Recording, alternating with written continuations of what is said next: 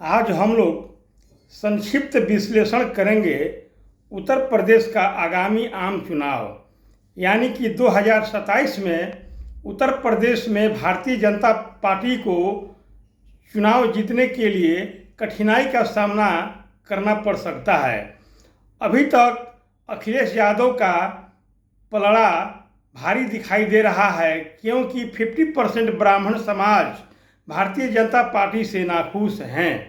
यही नहीं, क्षत्रिय समाज जिसे ठाकुर कहते हैं, वे लोग भी भारतीय जनता पार्टी की नीतियों से नाखुश चल रहे हैं। साथ ही साथ वैश्य समाज भी भारतीय जनता पार्टी से नाखुश चल रहा है। इस बार उत्तर प्रदेश में वे लोग मन बनाए हैं कि हम लोग भारतीय जनता पार्टी का रथ जो है यूपी में रोक देंगे, लेकिन दूसरी तरफ एजेंसियों का जो रिपोर्ट है वो चौंकाने वाला है।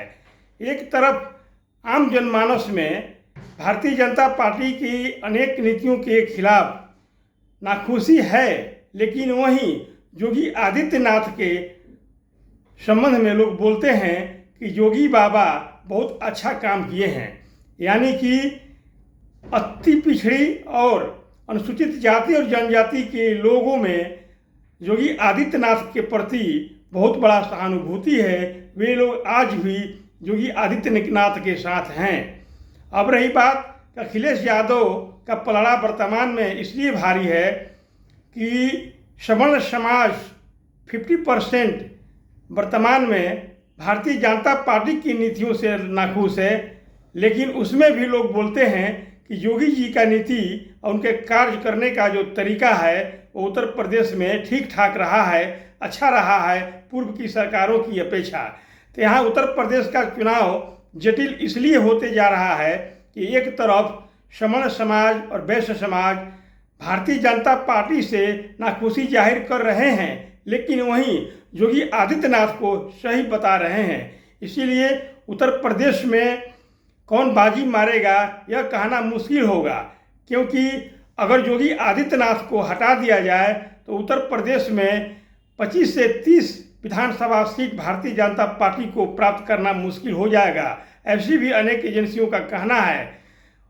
वर्तमान में जो भी क्रेज बचा हुआ है वो बाबा योगी आदित्यनाथ के चलते, क्योंकि उनके साथ जातीय समीकरण के लोग भी हैं।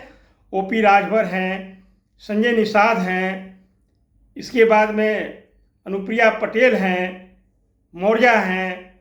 तो जातीय समीकरण के आधार पर भी देखा जाए तो भारतीय जनता पार्टी के पक्ष में जातीय समीकरण का पलड़ा भी भारी है। लेकिन जटिल चुनाव इसलिए है कि भारतीय जनता पार्टी के प्रति अनेक कैडर मतदाता हैं, वे लोग भारतीय जनता पार्टी को सबक सिखाने के मूड में हैं, लेकिन फिर भी वहाँ रुक जाते हैं जब योगी आदित्यनाथ की बात आती है, क्योंकि वे लोग तुलना करते हैं कि पूर्व की सपा सरकार उसके बाद की जो योगी आदित्यनाथ की सरकार में आकाश पाताल का अंतर है।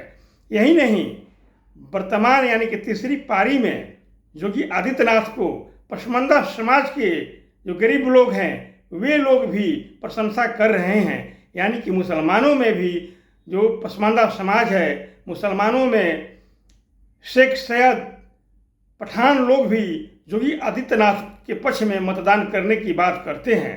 इसीलिए कंक्लूजन के रूप में ही कहा जा सकता है, उत्तर प्रदेश में समाजवादी पार्टी और भारतीय जनता पार्टी बराबर बराबर के मुकाबले में अभी हैं।